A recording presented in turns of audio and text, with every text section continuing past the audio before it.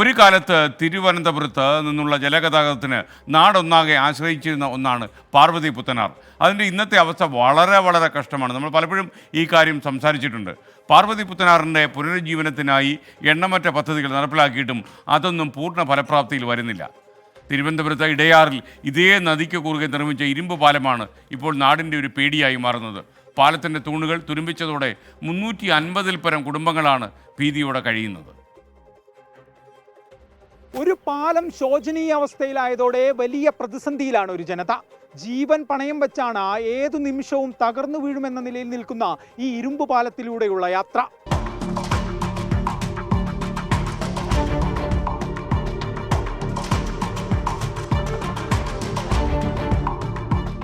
ിൽ 1.5 കോടിയിലധികം രൂപ ചിലവിട്ടാണ് പാർവതി പുത്തനാറിന് കുറുകെ ഇരുമ്പ് പാലം നിർമ്മിച്ചത്.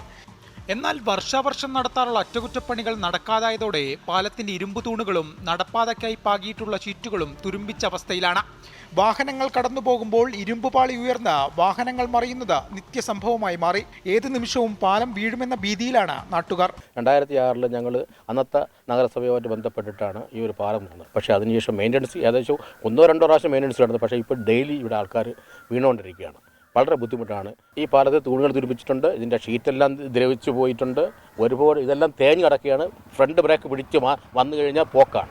വണ്ടി പോകുമ്പോൾ വണ്ടി ഷീറ്റ് ഇളകുന്നുണ്ട്, മുകളിലോട്ട് പോകുന്നുണ്ട് ഷീറ്റ്. ആ സൗണ്ട് നമുക്ക് കേൾക്കാൻ പറ്റും. ഇഷ്ടംപോലെ ആൾക്കാർക്ക് ഡെയിലി പരിക്ക് കിട്ടിക്കൊണ്ടിരിക്കുകയാണ്. പാലത്തിന്റെ അറ്റകുറ്റപ്പണി നടത്തണമെന്ന് കാണിച്ച കൗൺസിലർക്കും നഗരസഭയ്ക്കും മറ്റ് ജനപ്രതിനിധികൾക്കും പരാതി നൽകിയെങ്കിലും ഒരു നടപടിയും ഉണ്ടായില്ല.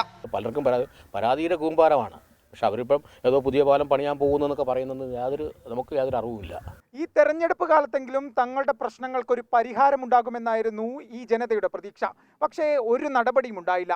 ഒരു അപകടമുണ്ടായിട്ടേ ഇടപെടുന്ന ഉദ്യോഗസ്ഥരുടെയും ജനപ്രതിനിധികളുടെയും നിലപാട് ഒട്ടും ശരിയല്ല. എ.വി. ജയശങ്കർ, 24, തിരുവനന്തപുരം. ആയാലും അധികൃതരുടെ ശ്രദ്ധ അടിയന്തരമായി പതിയട്ടെ എന്ന് മാത്രമാണ് നമ്മൾ ആഗ്രഹിക്കുന്നത്.